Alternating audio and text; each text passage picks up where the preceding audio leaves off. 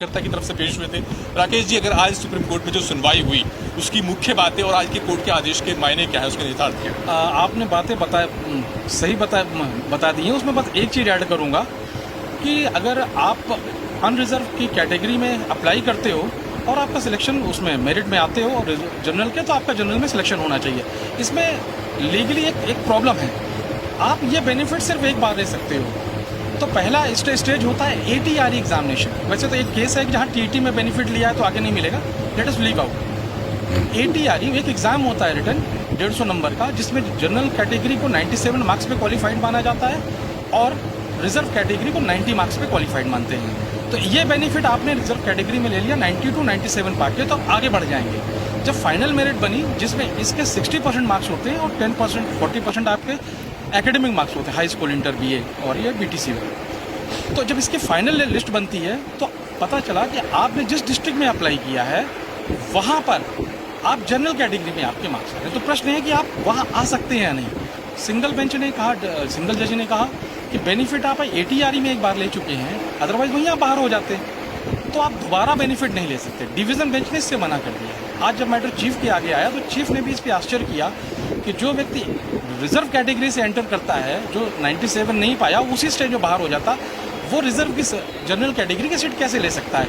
बहुत सारे जजमेंट में उस पर दोनों साइड से उसमें कमेंट करने की भी जरूरत नहीं है, पर चीफ ने इस पर भी आश्चर्य किया, इसलिए नोटिस किया है मैटर पर।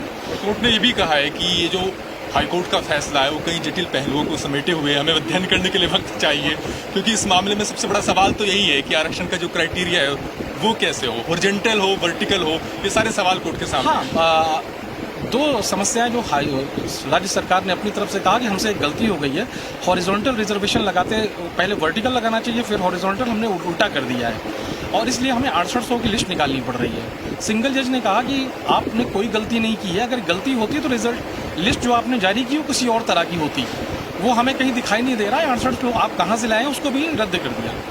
इसी तरह डिवीजन बेंच ने भी उस लिस्ट को रद्द किया है जो सरकार ने रिजर्व कैटेगरी अलग से निकाली थी कि इनके साथ गलत हुआ है, कुछ लोगों को ले जाना है। मगर सारा बिंदु वही है कि रिजर्वेशन का बेनिफिट 2 बार मिलना चाहिए या नहीं, सारा इशू आप सिंगल पॉइंट। सवाल मेरा ये है कि डिवीजन बेंच ने जो व्यवस्था दी है आरक्षण लागू करने को लेकर, उसको लेकर जो जनरल कैटेगरी से चुने हुए जो टीचर्स थे वो आशंकित थे कि उनकी नौकरी जा सकती है। उन लोगों ने कोर्ट को अप्रोच भी किया है, लेकिन जो 6800 के आसपास की जो रिजर्व कैटेगरी की लिस्ट बनाई गई थी यूपी सरकार की तरफ से, जिसे सिंगल बेंच और डिवीजन बेंच नहीं माना, क्या उन लोगों ने भी अप्रोच किया है? मेरी जानकारी है कि उनकी तरफ से कैबिनेट पड़ी हुई थी, क्योंकि 12 कैबिनेट थी, किसी न किसी की थी उधर से, और वो भी अपना स्टे की बात के लिए मनाही कर रहे थे, कोर्ट से रिक्वेस्ट कर रहे थे कि स्टे न किया जाए। लेकिन उनका तो सेक्शन लिस्ट को पहले ही रद्द कर चुका है। हाँ, सिंगल जज और डिवीजन बेंच दोनों ने रद्द किया। सिंगल जज ने किसी और रीजन से, डिवीजन बेंच ने कहा पूरी एक नई लिस्ट बनाइए।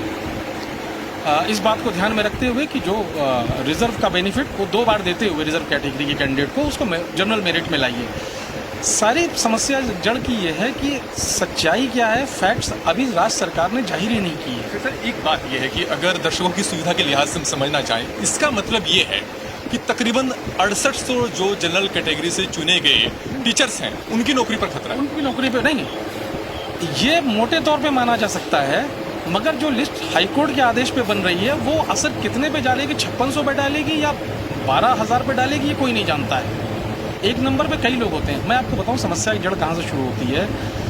जो रिट पिटिशन डाली थी रिजर्व कैटेगरी ने, उनका लॉजिक था कि ऑल यूपी की जो सिलेक्शन लिस्ट है मेरिट वाइज, उसमें आधे 34,500 के बाद कोई भी जनरल कैंडिडेट नहीं आना चाहिए, कॉमन सेंस है रिजर्व कैटेगरी। बिल्कुल अरविंद, और आप बातचीत करते रहिए और इसको लेकर के तमाम अपडेट हमें देते रहे। फिलहाल बहुत शुक्रिया आपका तमाम जानकारी।